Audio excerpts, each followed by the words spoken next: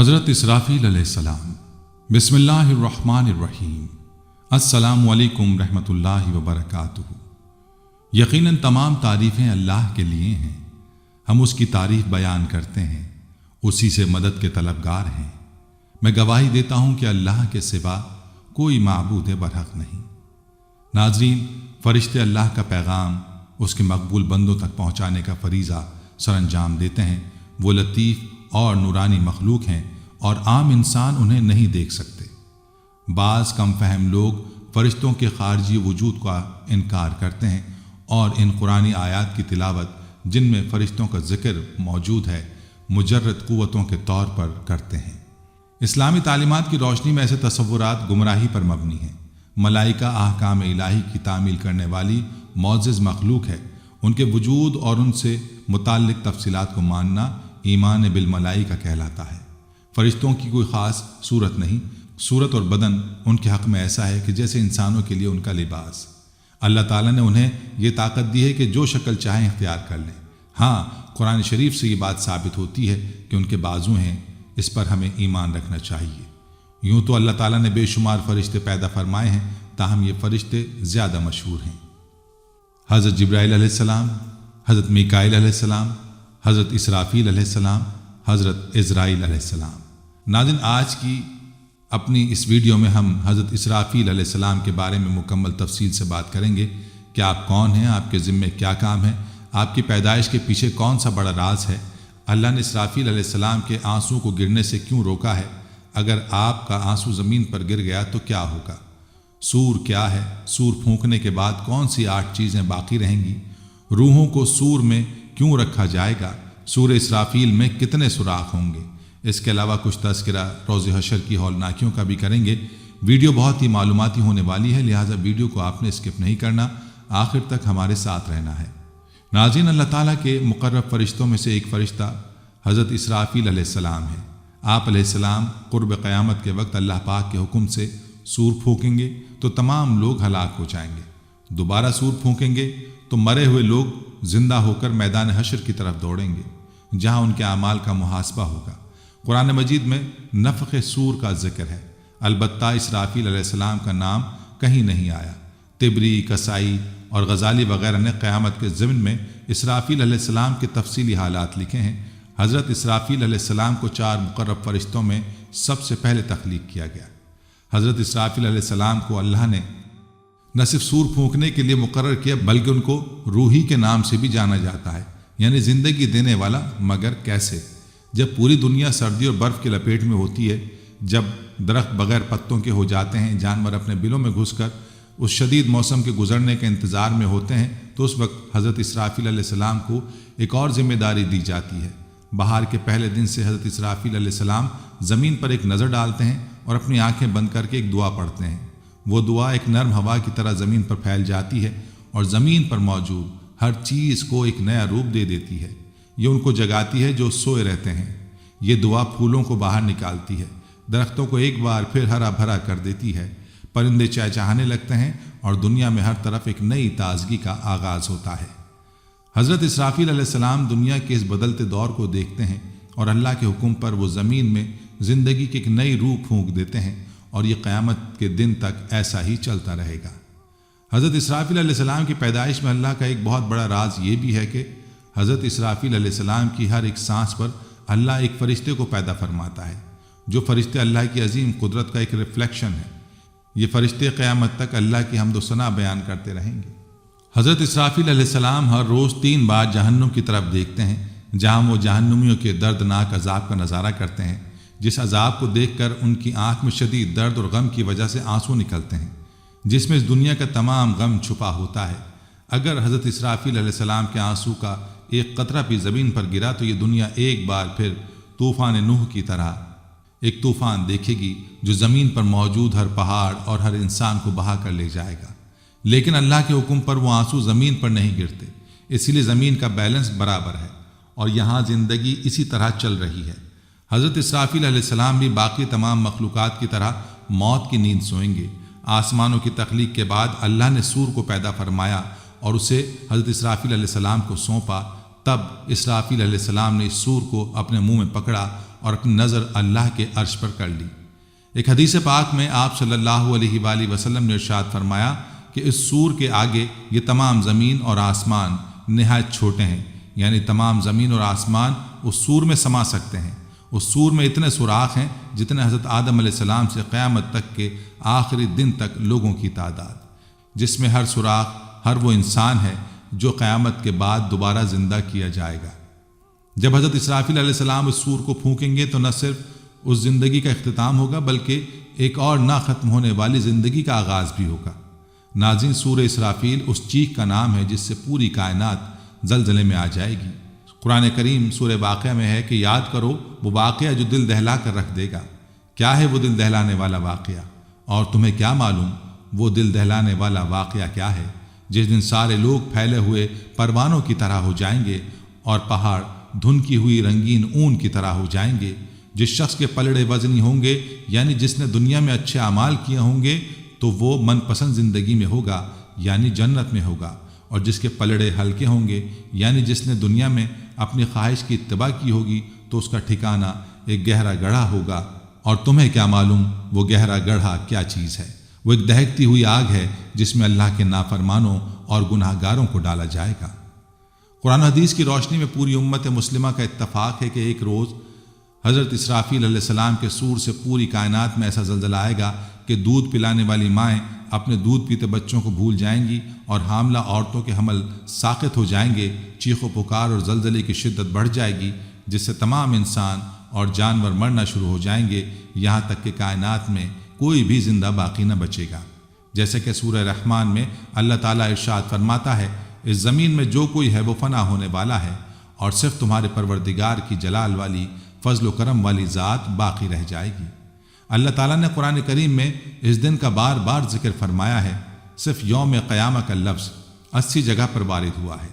دیگر مذہبی کتابوں میں بھی اس دن کا تذکرہ ملتا ہے، حتیٰ کہ عیسائی اور یہودی بھی اس دن کو برحق مانتے ہیں۔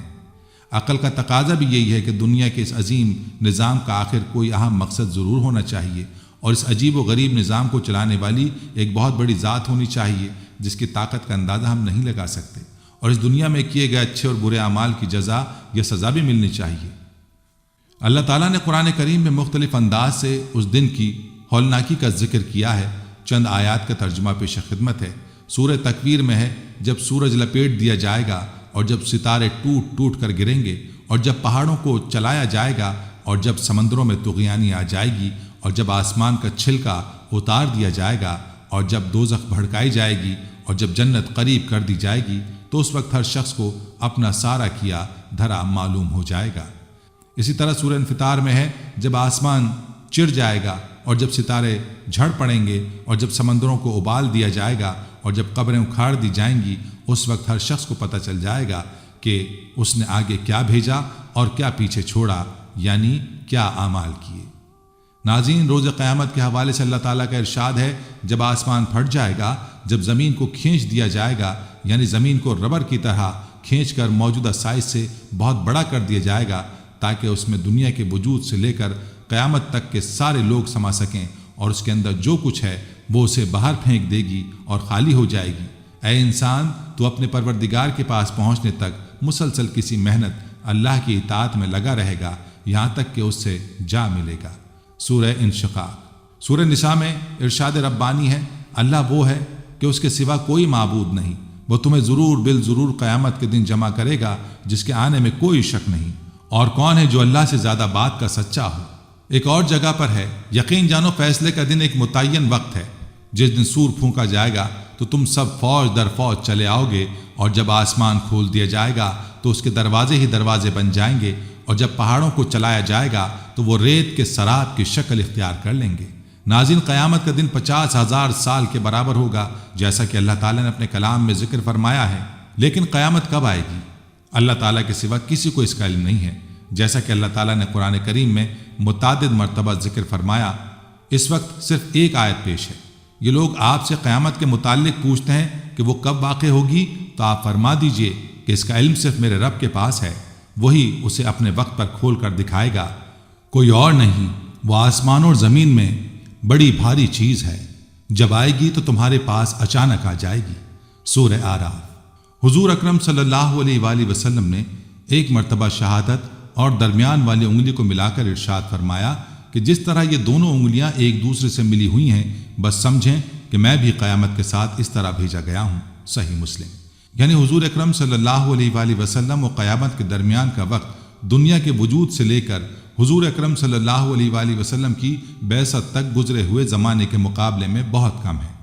حضور صلی اللہ علیہ وسلم نے ارشاد فرمایا کہ حضرت اسرافیل علیہ السلام اپنی پیدائش کے وقت سے لے کر اب تک سور اپنے منہ میں رکھے ہوئے ہیں، اللہ تعالیٰ کے حکم کے انتظار میں ہیں۔ جیسے ہی حکم ہوگا ویسے ہی وہ سور پھونک دیں گے۔ پہلے سور کے بعد اس وقت موجود ساری مخلوق مر جائے گی اور دوسرے سور کے بعد زندہ ہو جائے گی۔ سورہ زمر و مسلم۔ دونوں سور پھونکنے کی درمیانی مدت اللہ ہی جانتا ہے۔ صحیح مسلم۔ حضرت اسرافیل علیہ السلام کی ذمہ داری سور پھونکنا ہے۔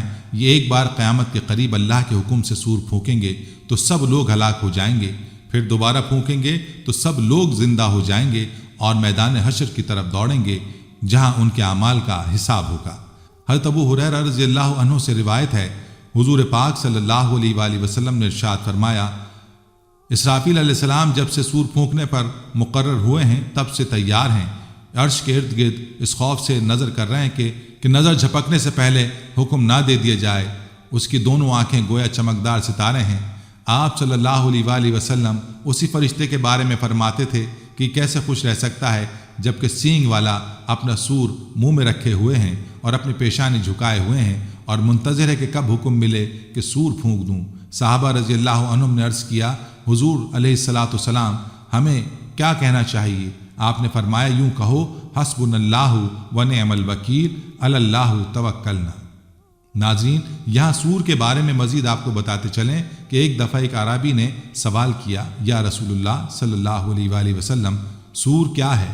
پیارے نبی صلی اللہ علیہ وآلہ وسلم نے ارشاد فرمایا، یعنی سور ایک سینگ ہے جس میں پھونکا جائے گا۔ حضرت اسرافیل علیہ السلام جب پہلی مرتبہ سور پھونکیں گے جسے نفخۃ الفنا کہتے ہیں، اس کے اثرات اس طرح ظاہر ہوں گے۔ اس سور پھونکنے سے پہلے جن پر موت نہیں آئی تھی وہ سب جاندار مر جائیں گے۔ جو سور پھونکنے سے پہلے وفات تو ہو چکے تھے لیکن ان کی روحیں ان کے جسم میں لوٹا دی گئی تھیں، جیسے انبیاء کرام علیہم السلام، ان پر صرف بے ہوشی طاری ہوگی۔ جن اللہ پاک چاہے گا وہ بے ہوش بھی نہیں ہوں گے، جیسے 4 بڑے فرشتے، حوریں اور حضرت موسیٰ علیہ السلام، کیونکہ آپ علیہ السلام دنیا میں ایک بار بے ہوش ہو چکے تھے۔ اسی بے ہوشی کو اس کا بدلہ بنا دیا جائے گا۔ پھر قیامت کے دن اٹھائے جانے کے لیے حضرت اسرافیل علیہ السلام دوسری مرتبہ سور پھونکیں گے جسے نفخۃ البعث کہتے ہیں۔ تو اللہ پاک اس وقت تمام ارواح کو اس سور میں جمع فرما دے گا کہ جس میں بے شمار سوراخ ہوں گے۔ پھر وہ ساری روحیں اس سور سے نکل کر اپنے اجسام میں منتقل ہو جائیں گی۔ کچھ لوگ ایسے بھی ہیں جو سور پھونکے جانے سے بھی بے ہوش نہیں ہوں گے، جن کا تذکرہ بھی گزرا۔ اسی طرح شہداء بھی بے ہوش نہیں ہوں گے۔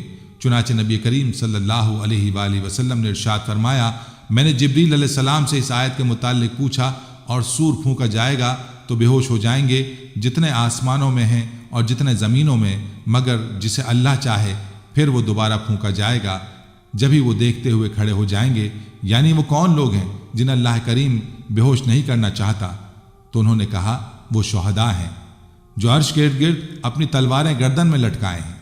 ناظرین، سور کس دن پھونکا جائے گا، اس بارے میں ہمارے پیارے نبی صلی اللہ علیہ وآلہ وسلم نے ارشاد فرمایا، تمہارے دنوں میں افضل ترین جمعے کا دن ہے، اسی میں سور پھونکا جائے گا اور اسی میں پکڑ ہوگی۔ حکیم الامت حضرت مفتی احمد یار خان رحمۃ اللہ علیہ اس کی شرح میں فرماتے ہیں، قیامت کا پہلا نفخہ بھی جمعے کو ہوگا جس پر سب فنا یا بے ہوش ہوں گے، اور دوسرا نفخہ بھی جمعے کو ہوگا جس میں سب اٹھیں گے، اور رب تعالیٰ کا غضب والا فیصلہ کفار کے جہنم میں جانے کا بھی جمعے کو ہی ہوگا۔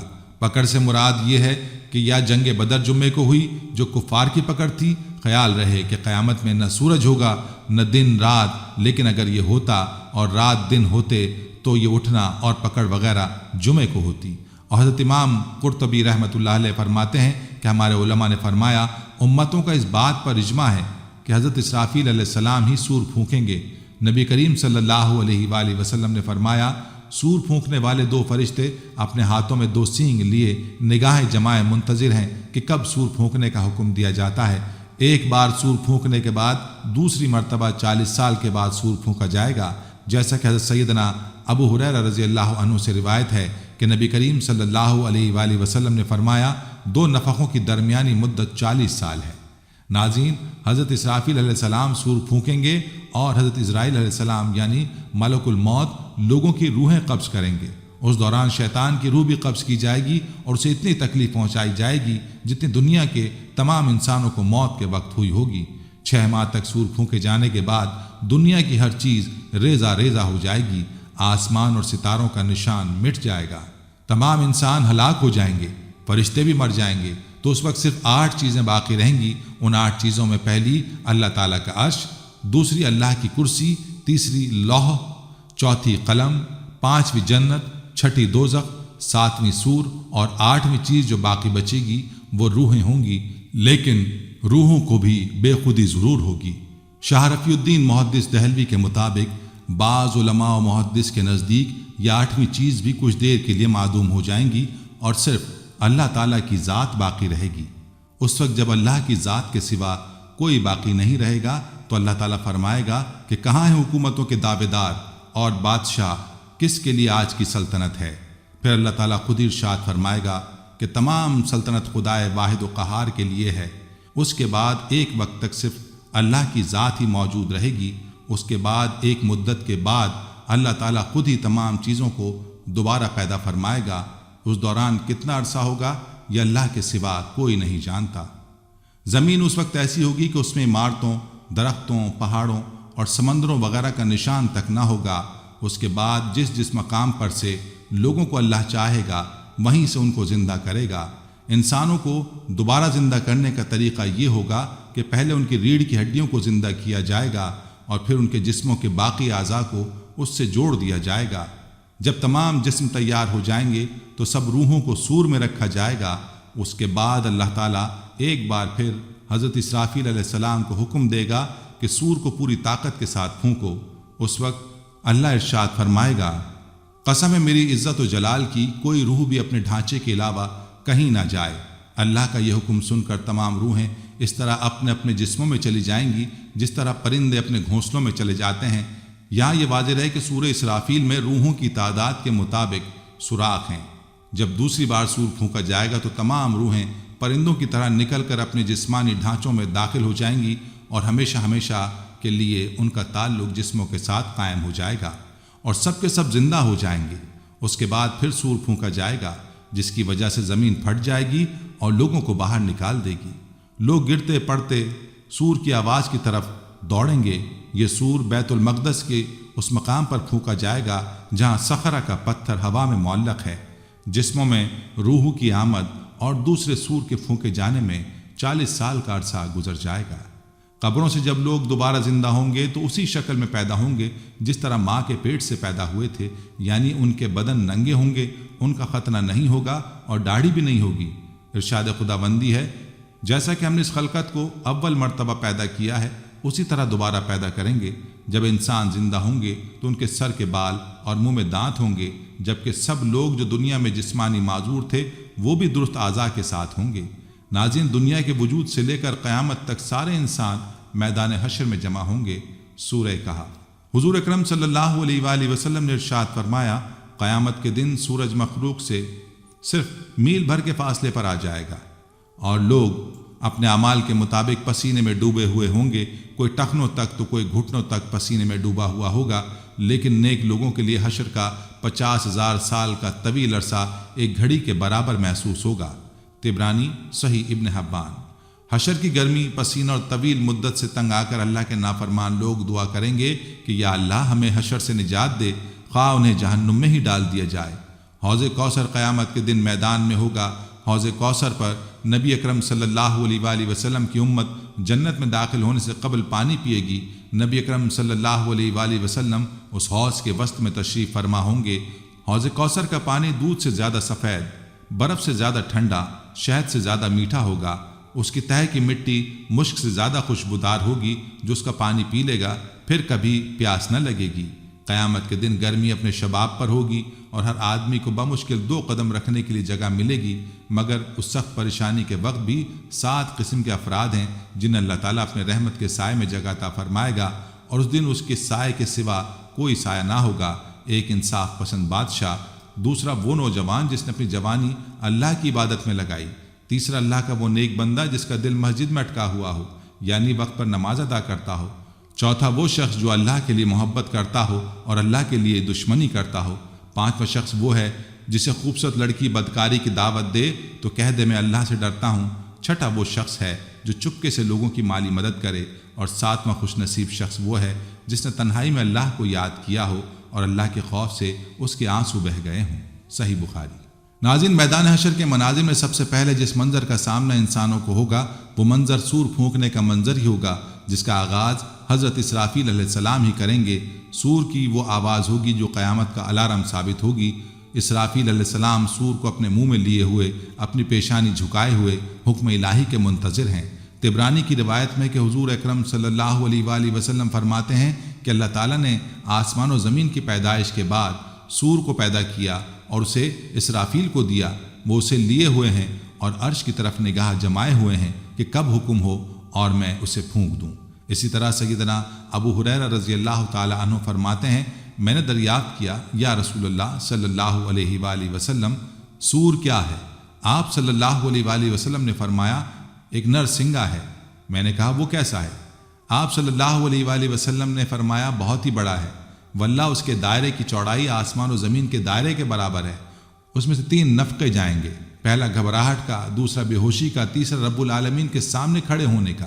اول جب باری تعالیٰ اسرافیل کو سور پھونکنے کا حکم دے گا تو وہ پھونک دیں گے، جس میں آسمان و زمین کی تمام مخلوقات گھبرا اٹھے گی، مگر جسے اللہ چاہے بہت دیر تک یہی گھبراہٹ کا عالم رہے گا۔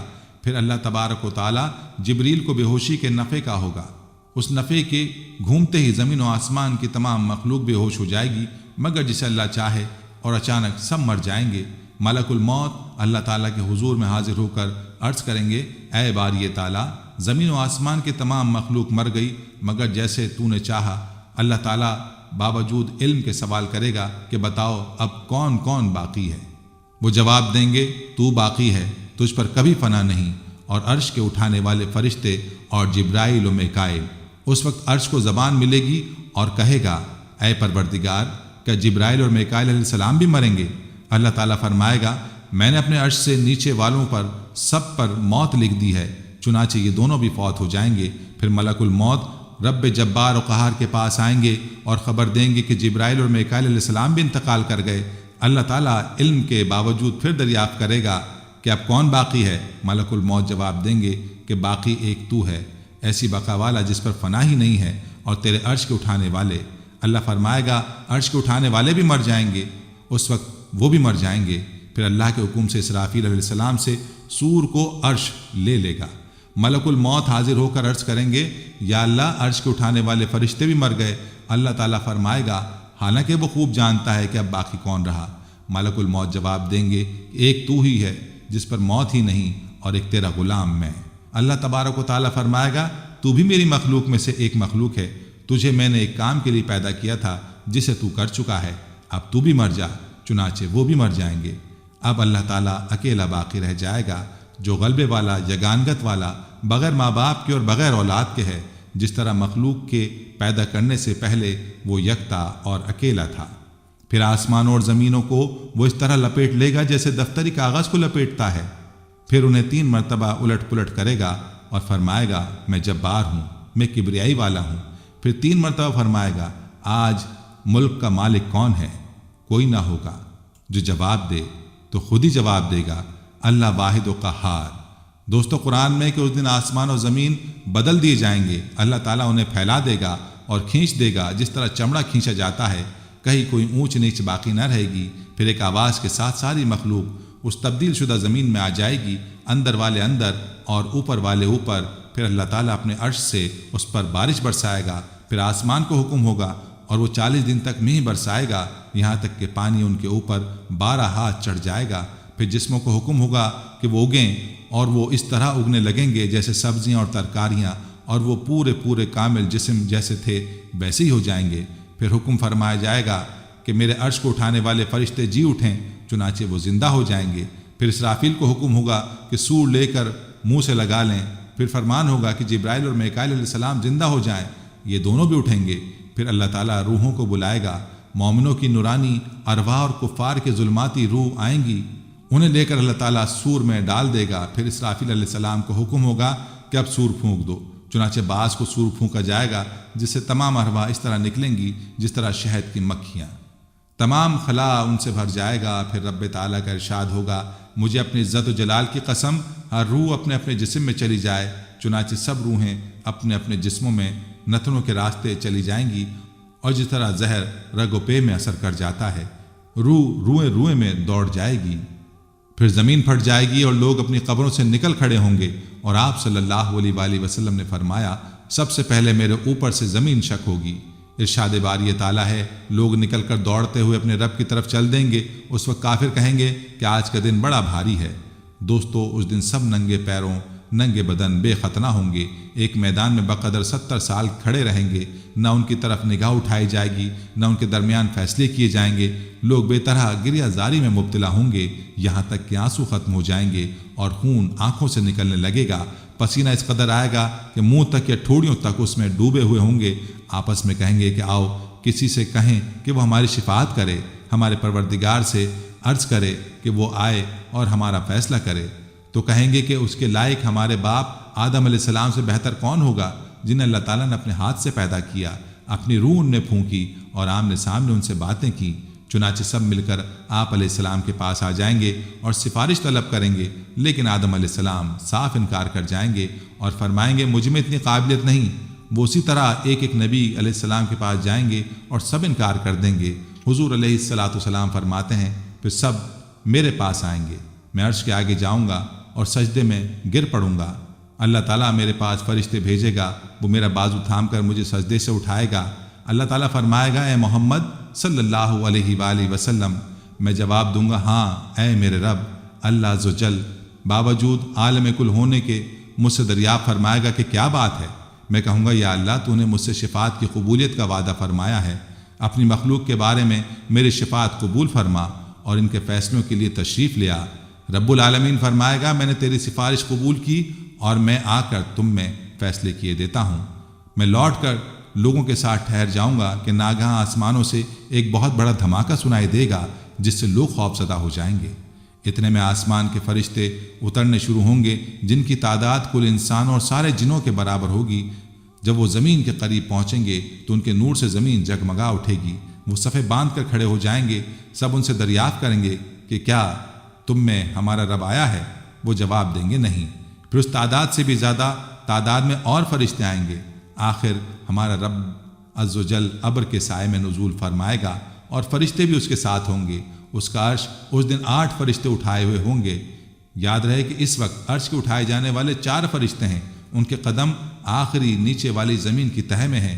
زمین و آسمان ان کے نصف جسم کے مقابلے میں ہے، ان کے کاندھوں پر عرش الہی ہے، ان کی زبانیں ہر وقت اللہ تبارک و تعالیٰ کی پاکیزگی کے بیان میں تر ہیں۔ پھر اللہ جس جگہ چاہے گا اپنی کرسی زمین پر رکھے گا اور بلند آواز سے فرمائے گا، اے جنوں اور انسانوں، میں نے تمہیں جس دن پیدا کیا تھا اس دن سے آج تک میں خاموش رہا، تمہاری باتیں سنتا رہا، تمہارے اعمال دیکھتا رہا۔ سنو، تمہارے اعمال نامے میرے سامنے پڑھے جائیں گے، جو اس میں بھلائی پائے گا وہ اللہ کی حمد کرے، اور جو اس میں اور کچھ پائے وہ اپنی جان کو ملامت کرے۔ پھر اللہ تعالیٰ کے حکم سے جہنم میں دہتی ہوئی ایک گردن نکلے گی۔ اللہ تعالیٰ فرمائے گا، اے آدم کی اولاد، کیا میں نے تم سے عہد نہیں لیا تھا کہ شیطان کی پوجا نہ کرنا؟ وہ تمہارا کھلا دشمن ہے اور صرف میری ہی عبادت کرتے رہنا، یہی سیدھی راہ ہے۔ شیطان نے تو بہت سی مخلوق کو گمراہ کر دیا ہے، کیا تمہیں عقل نہیں؟ یہ ہے وہ جہنم جس کا تم سے وعدہ کیا تھا اور جسے تم جھٹلاتے تھے۔ اے گناہ گارو، آج تم نیک بندوں سے الگ ہو جاؤ۔ اس فرمان کے ساتھ ہی بد لوگ نیکوں سے الگ ہو جائیں گے۔ تمام امتیں گھٹنوں کے بل گر پڑیں گی، جیسے کہ قرآن کریم میں ہے کہ تو ہر امت کو گھٹنوں کے بل گرے ہوئے دیکھے گا۔ ہر امت اپنے نامہ اعمال کی طرف بلائی جائے گی۔ پھر اللہ تعالیٰ اپنی مخلوق میں فیصلے کرے گا۔ پہلے جانوروں میں فیصلے ہوں گے، یہاں تک کہ بے سینگ والی بکری کا بدلہ سینگ والی بکری سے لیا جائے گا۔ جب کسی کا کسی کے ذمے کوئی دعویٰ باقی نہ رہے گا تو اللہ تعالیٰ انہیں فرمائے گا، تم سب مٹی ہو جاؤ۔ اس فرمان کے ساتھ ہی تمام جانور مٹی بن جائیں گے۔ فرمانے بار یہ تعالیٰ ہے کہ اس وقت کافر بھی یہی آرزو کریں گے کہ کاش ہم بھی مٹی ہو جاتے۔ پھر اللہ تبارک و تعالیٰ اپنے بندوں کے فیصلے شروع کرے گا۔ سب سے پہلے قتل و خون کا فیصلہ ہوگا۔ اللہ تعالیٰ اپنی راہ کے شہیدوں کو بھی بلائے گا ان کے ہاتھوں سے قتل شدہ لوگ اپنا سر اٹھائے ہوئے حاضر ہوں گے، رگوں سے خون بہہ رہا ہوگا، کہیں گے اے باری تعالیٰ اس سے دریافت کر کہ اس نے مجھے کیوں قتل کیا۔ بس باوجود علم کے اللہ عز و جل مجاہدین سے پوچھے گا کہ تم نے انہیں کیوں قتل کیا، تو وہ جواب دیں گے اس لیے کہ تیری بات بلند ہو اور تیری عزت ہو۔ اللہ تعالیٰ فرمائے گا تم سچے ہو۔ اس وقت ان کا چہرہ نورانی ہو جائے گا، سورج کی طرح چمکنے لگے گا، اور فرشتے انہیں اپنے جھرمٹ میں لے کر جنت کی طرف چلیں گے۔ پھر باقی کے اور تمام قاتل و مقتول اسی طرح پیش ہوں گے۔ جو نفس ظلم سے قتل کیا گیا ہے اس کا بدلہ ظالم قاتل سے دلوایا جائے گا۔ اسی طرح ہر مظلوم کو ظالم سے بدلہ دلوایا جائے گا، یہاں تک کہ جو شخص دودھ میں پانی ملا کر بیچتا تھا اسے فرمایا جائے گا کہ اپنے دودھ سے پانی جدا کر دے۔ ان فیصلوں کے بعد ہی ایک منادی بآواز بلند ندا کرے گا جسے سب سنیں گے، ہر عابد اپنے معبود کے پیچھے ہو لے، اور اللہ کے سوا جس نے کسی اور کی عبادت کی وہ جہنم میں چل دے۔ ناظرین، ہر انسان اپنے اپنے اعمال کے اعتبار سے اٹھے گا۔ ہر ایک کو 2 فرشتے پکڑیں گے اور میدان حشر میں لے جائیں گے۔ سب میدان حشر میں پہنچیں گے۔ سورج 1 میل کے فاصلے سے تپش پھینک رہا ہوگا۔ سب لوگ اپنے اپنے اعمال کے اعتبار سے پسینے میں ڈوبے ہوئے ہوں گے۔ 50,000 سال کا ایک دن بہت سخت ہوگا۔ لوگوں کی حالت ایک نشہ کیے ہوئے شخص کی طرح ہوگی۔ ہر نبی اپنا حوض لگا کر اپنی امت کو پانی پلائے گا۔ نبی کریم صلی اللہ علیہ وآلہ وسلم بھی اپنی امت کو سوائے کافروں، مشرکوں، منافقوں، مرتدوں اور بدعتیوں کے سب کو حوض کوثر کا جام پلائیں گے۔ دودھ سے زیادہ سفید، شہد سے زیادہ میٹھا پانی جو ایک بار پی لے گا پھر اس لمبے ترین دن میں اسے دوبارہ پیاس نہیں لگے گی۔ پھر لوگ پریشان ہوں گے کہ اگلی کارروائی شروع ہو۔ سب لوگ مل کر جناب آدم علیہ السلام کے پاس جائیں گے کہ اللہ تعالیٰ سے التجا کیجیے کہ حساب و کتاب شروع ہو اور اس دن کی سختی دور ہو، مگر وہ معذرت کر لیں گے۔ اسی طرح لوگ نوح، ابراہیم، موسیٰ، عیسیٰ علیہ السلام کے پاس جائیں گے، وہ سب معذرت کر لیں گے۔ پھر آخر میں لوگ جناب محمد صلی اللہ علیہ وآلہ وسلم کے پاس آئیں گے تو آپ صلی اللہ علیہ وآلہ وسلم اللہ سے دعا فرمائیں گے۔ اللہ تعالیٰ کے فرشتے آپ کو مقام محمود پر لے جائیں گے جو اللہ کے عرش کے پاس ہے۔ وہاں آپ سجدہ ریز ہو جائیں گے، اللہ کی حمد و ثنا بیان کریں گے۔ پھر اللہ کی طرف سے حکم ہوگا آپ اٹھیں اور مانگیں، اللہ عطا فرمائے گا، اور سوال کریں، اللہ پورا کرے گا۔ پھر آپ حساب و کتاب کے لیے سفارش کریں گے جو قبول ہوگی۔ صحیح مسلم کی روایت میں ہے کہ سب سے پہلے زمین میں سے حضرت محمد مصطفیٰ احمد مجتبیٰ صلی اللہ علیہ وآلہ وسلم اٹھیں گے۔ آپ کے بعد حضرت عیسیٰ علیہ السلام، اور اس کے بعد جگہ جگہ سے انبیاء علیہم السلام اٹھیں گے۔ اس کے بعد صدیقین، شہداء اور صالحین اٹھیں گے۔ اس کے بعد مومنین، پھر فاسقین، پھر کفار تھوڑی تھوڑی دیر بعد ایک دوسرے کے بعد برآمد ہوں گے۔ اللہ عز و جل میدان حشر میں براجمان ہوں گے۔ اللہ کا عرش 8 فرشتوں نے اٹھایا ہوا ہوگا۔ سب سے پہلے اللہ تعالیٰ اپنی پنڈلی کو ظاہر کرے گا۔ جو نمازی ہوں گے وہ سب اللہ کے حضور سجدہ ریز ہو جائیں گے۔ باقی لوگوں کی کمر تخت بن جائے گی اور وہ اللہ کے حضور سجدہ نہیں کر سکیں گے۔ پھر عدالت الہی کی کارروائی شروع ہوگی اور چند اہم امور سلسلے وار مکمل ہوں گے، اور ان میں نامہ اعمال کی تقسیم بھی شامل ہوگی۔ سب کے ہاتھوں میں نامہ اعمال دیے جائیں گے، اہل ایمان کے دائیں ہاتھ میں اور کفار و مشرکین کے بائیں ہاتھ میں۔ اہل ایمان تو خوش ہو کر دوسروں کو اپنا نامہ اعمال دکھائیں گے اور پڑھائیں گے، جبکہ کفار و مشرکین پریشان ہوں گے اور کہیں گے کہ کاش ہمیں یہ نہ دیا جاتا اور ہمیں ہمارا حساب معلوم ہی نہ ہوتا۔ ناظرین، نامہ اعمال کی تقسیم کے بعد سوال و جواب ہوں گے۔ مشرکوں اور کافروں سے سوال ہوں گے، وہ ہر چیز کا انکار کریں گے۔ اللہ کے علاوہ جن کی مشرک عبادت، پوجا اور نظر و نیاز کرتے ہوں گے ان کو بطور گواہ لایا جائے گا، وہ سب اس چیز کا انکار کر دیں گے۔ پھر اللہ ان کے منہوں پر مہر لگا دے گا اور ان کے اعضا بول کر ان کے خلاف گواہی دیں گے، اور پھر وہ ان پر افسوس و حیرت کریں گے۔ نیز میدان محشر میں دیگر کئی ایک سوال ہوں گے، عمر کے بارے میں، جوانی، رزق، علم کے متعلق۔ اسی طرح حقوق اللہ میں سب سے پہلے نماز، اور حقوق العباد میں سے قتل و خون اور جھگڑوں کے متعلق سوال ہوگا، اور ہر ایک کے متعلق عدالت الہی میں عدل سے فیصلہ ہوگا۔ ناظرین، تمام حجت کے لیے پھر اللہ تعالیٰ سب کے اعمال کا وزن کرے گا۔ جس کی نیکیوں کا پلڑا بھاری ہوگا وہ کامیاب ہوگا، اور جس کی نیکیوں کا پلڑا ہلکا اور برائیوں کا پلڑا بھاری ہوگا وہ ناکام ہو جائیں گے۔ بلکہ بعض کا تو حال اعمال کے اعتبار سے اس قدر برا ہوگا کہ ان کا ترازو ہی نہیں لگے گا، اور بعض کی نیکیوں کا وزن بہت زیادہ ہوگا، وہاں کوئی کسی کے کام نہیں آئے گا۔ یہاں تک کہ اگر کسی کی ایک نیکی کی وجہ سے اس کی ناکامی ہوگی تو وہ سب سے مانگے گا، لیکن کوئی اسے ایک نیکی نہیں دے گا۔ وہاں نہ بیٹا کام آئے گا، نہ باپ اور نہ ماں، ان سب کو اپنی اپنی فکر ہوگی۔ نازین اعمال کے وزن کے بعد سب کو پل صراط سے گزرنا پڑے گا۔ پل صراط جہنم کے اوپر بال سے باریک اور تلوار کی دھار سے تیز ہوگا، اور وہاں اندھیرا ہوگا، لیکن ہر آدمی کو اس کے اعمال کے اعتبار سے نور کی روشنی ملے گی۔ وہاں گزرتے ہوئے کوئی بات کرنے کی جرت نہیں رکھتا ہوگا، صرف انبیاء علیہ السلام اللہ تعالیٰ سے سلامتی کی دعا کر رہے ہوں گے، اور مومن اپنے مزید نور کے طلب کے لیے اللہ تعالیٰ سے دعا کریں گے۔ اپنے اپنے گناہوں کے اعتبار سے لوگ پل صراط سے نیچے جہنم میں گرتے رہیں گے۔ کچھ مومن تیزی سے گزر جائیں گے اور کچھ آہستہ سے، اور کچھ گرتے گراتے۔ ناظرین، آپ کو بتاتے چلیں کہ پل صراط کا آخری حصہ قنطرہ مقام ہے، جہاں تمام اہل ایمان روک لیے جائیں گے۔ اگر ان کے دلوں میں کچھ کینہ بغض وغیرہ ہوگا تو انہیں وہیں صاف کر کے آگے جنت کے لیے روانہ کر دیا جائے گا۔ وہاں ایک نہر حیات ہوگی جہاں ان سب کو ڈالا جائے گا۔ سب جنتی 30-32 سال کے خوبصورت 60-70 ہاتھ قد کے جوان بن جائیں گے۔ پھر سب سے پہلے جناب محمد صلی اللہ علیہ وآلہ وسلم اپنی امت کو لے کر جنت میں داخل ہوں گے۔ جنت میں کچھ لوگوں کو بغیر حساب کے داخل بھی کیا جائے گا، جن کی تعداد کم از کم امت محمدیہ سے 49 لاکھ ہوگی۔ پھر نبی کریم صلی اللہ علیہ وسلم کو خیال آئے گا کہ شاید میری امت کے کچھ لوگ جنت میں نہیں آئے۔ پھر رسول اللہ صلی اللہ علیہ وآلہ وسلم اللہ کے حضور سجدے میں پڑ جائیں گے، اور اللہ کے حکم سے پھر اہل ایمان کی سفارش کریں گے۔ جو جہنم میں اپنے اعمال سیئہ کی وجہ سے گر گئے ہوں گے، انہیں نکال کر لائیں گے۔ اسے شفاعت صغریٰ کہا جاتا ہے۔ اور پھر اسی طرح شہداء، انبیاء، فرشتے، مومن بھی سفارش کریں گے، اور جن کے دل میں رائی کے دانے کے برابر ایمان ہوگا انہیں جہنم سے نکال کر لے آئیں گے۔ کچھ لوگ ایسے بھی ہوں گے جن کے اعمال حسنہ اور سیئہ برابر ہوں گے، انہیں کچھ دیر مقام عراف میں ٹھہرایا جائے گا۔ پھر سب کو جنت میں ان کے اعمال کے اعتبار سے محلات، خیمے، حوریں عنایت کی جائیں گی۔ آخر میں اللہ تعالیٰ جنتیوں اور جہنمیوں کو بلا کر سب کے سامنے موت کو ذبح کر دیں گے، اور اعلان ہوگا کہ آج کے بعد کسی کو موت نہیں آئے گی۔ اس وقت سب اہل ایمان جنت میں پہنچ چکے ہوں گے۔ جہنم میں صرف کافر، مشرک اور منافق رہ چکے ہوں گے، کیونکہ وہ ابدی جہنمی ہیں۔ ناظرین، حشر کا دن بہت طویل اور سخت دن ہوگا۔ احادیث میں مذکور ہے کہ میدان حشر میں طویل مدت تک بھوکے پیاسے، شدید گرمی اور بدبودار پسینے میں شرابور لوگ تنگ آ کر انبیاء کرام علیہ السلام کی خدمت میں جب حاضر ہوں گے تو اللہ تعالیٰ سے حساب و کتاب شروع کرنے کی سفارش کریں گے۔ تمام انبیاء کرام سفارش کرنے سے انکار فرما دیں گے۔ آخر میں لوگ سید الانبیاء، افضل البشر حضرت محمد مصطفیٰ صلی اللہ علیہ وآلہ وسلم کے پاس حاضر ہوں گے۔ چنانچہ آپ صلی اللہ علیہ وآلہ وسلم حساب و کتاب شروع کرنے کی اللہ سے سفارش فرمائیں گے۔ اس کے بعد اللہ تعالیٰ کی عدالت قائم ہوگی۔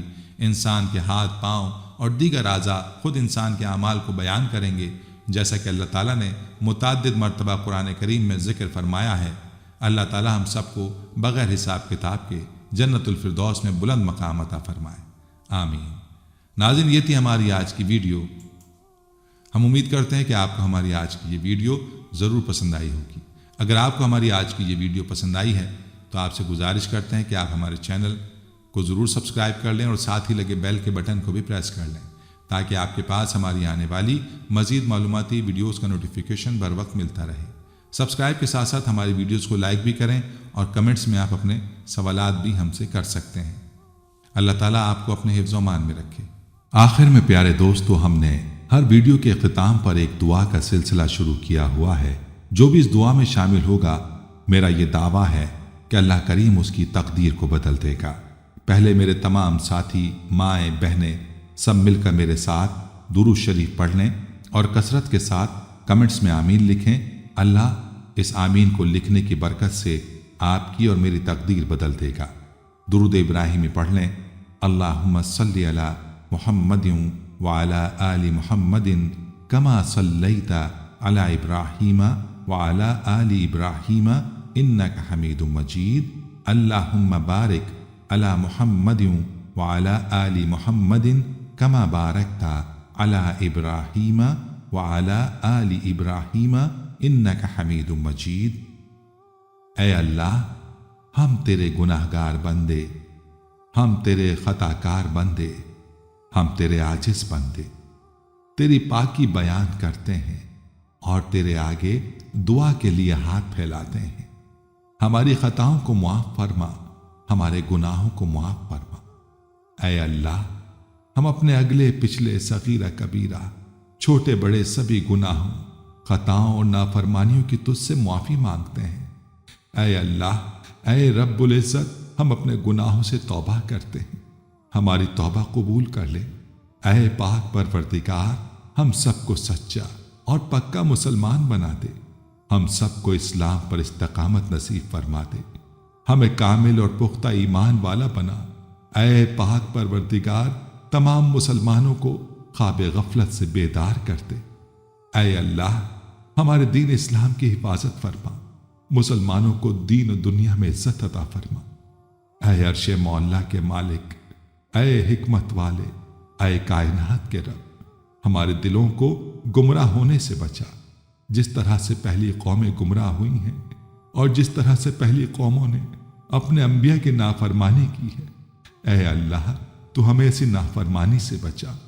اے اللہ، تو ہمیں ان عذابوں سے بچا جو تو نے پچھلی قوموں پر نازل کیے ہیں۔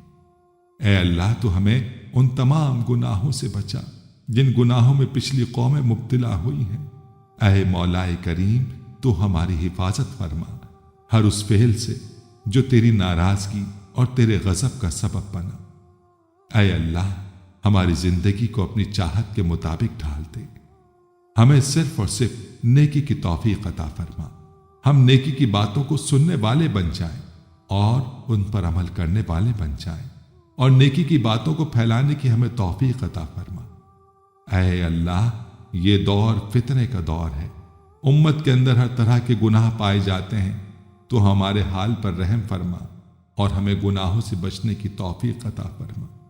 اے اللہ، تو کریم ہے، تو رحیم ہے، تو رحمان ہے، تو غفور الرحیم ہے، تو ہمارے گزشتہ گناہوں کو معاف فرما دے اور آئندہ کے لیے ہمیں گناہوں سے بچنے کی توفیق عطا فرما۔ اے اللہ، ہمارے تن من، ہمارے دل کو، دماغ کو، روح کو، جسم کو پاکیزہ بنا دے، ہمارے دلوں پر لگے زنگ کو، ہمارے دلوں پر جمی گندگی اور میل کو اپنی رحمت سے دھو ڈال۔ اے اللہ، ہمیں اپنے عذاب اور رسوائی سے بچا۔ اے پاک پروردگار، تمام مسلمانوں کی افلاس، سستی اور غفلت سے حفاظت فرما۔ یا اللہ، اسلام کا بول بالا فرما، اسلام کا جھنڈا بلند فرما۔ اے اللہ، کل امت محمدیہ کو حشر کی رسوائی سے پناہ عنایت فرما۔ اے اللہ، ہم سے راضی ہو جا، ہمیں شیطان اور نفس کے شر سے بچا۔ اے پاک پروردگار، ہمارے قدموں کو صراط مستقیم پر قائم رہنے والا بنا دے، ہم پر اپنی خاص رحمت نازل فرما اور اپنے قہر و غضب سے بچا لے۔ اے اللہ، ہمیں ان لوگوں کی صحبت عطا فرما جو کہ تیرے پسندیدہ بندے ہوں، اور ہمیں تجھ سے قریب کر دیں، جو تیری یاد دلاتے رہیں اور ہمارے ایمان میں اضافے کا سبب بنے۔ ہماری نیکی کے سفر کی منزل جنت ہو اور تیری رضا کا حصول ہو۔ اے اللہ، ہمیں وہ طاقت نہ دے جس سے ہم دوسروں کو کمزور کر دیں، ہمیں وہ دولت نہ دے جس کی خاطر ہم دوسروں کو غریب سمجھیں، ہمیں وہ علم نہ دے جسے ہم اپنے سینے میں چھپا کر رکھیں، ہمیں وہ بلندی نہ دے کہ ہمیں پستی میں کچھ نظر نہ آئے، ہمیں وہ سب کچھ دے جو ہم دوسروں میں بانٹ سکیں اور سب کے برابر ہو جائیں۔ اے پاک پروردگار، کوئی کام آسان نہیں مگر تو جسے آسان کر دے، اور جب تو چاہتا ہے مشکل کو آسان کر دیتا ہے۔ یا اللہ، جتنے بھی مسلمان بہن بھائی مشکل میں ہیں، ان کی مشکلات کو آسان فرما دے۔ یا اللہ، ہمیں کبھی بھی کسی بھی حالات میں مشکلوں اور پریشانیوں میں، خوشیوں میں، راحتوں میں کبھی بھی اکیلا مت چھوڑنا۔ اے پاک پروردگار، ہماری کوشش یہی ہے کہ ہم نیکی کی بات کو پھیلائیں تاکہ تمام انسان ان گناہوں سے خود کو بچا سکیں جن گناہوں کی وجہ سے گزشتہ قوموں پر عذاب نازل ہوئے۔ اے مولا کریم، نیکی کی ان باتوں کو پھیلانے میں تو ہماری مدد و نصرت فرما اور ہمیں نیکی کی باتوں کو پھیلانے کی توفیق عطا فرما۔ اے اللہ، نیکی کی باتوں کو پھیلانے کی ہماری اس کوشش کو قبول فرما اور ہماری اس کاوش کو ہماری نجات کا ذریعہ بنا۔ یا اللہ، ہماری ان تمام حاجات کو، ہماری ان تمام دعاؤں کو جو ہمارے لبوں سے ادا ہوئیں یا جو ہمارے دلوں میں ہیں، اپنے حضور شرف قبولیت عطا فرما۔ ہمیں اپنے در سے خالی ہاتھ نہ لوٹانا، ہماری جھولی کو بھر دینا۔ اے تمام جہانوں کے مالک، دنیا سے رخصت ہوتے وقت ہماری زبان پر کلمہ طیبہ جاری فرمانا اور قیامت کے دن ہمیں اپنے عرش کے سائے میں جگہ عطا فرمانا۔ آمین آمین آمین یا رب العالمین۔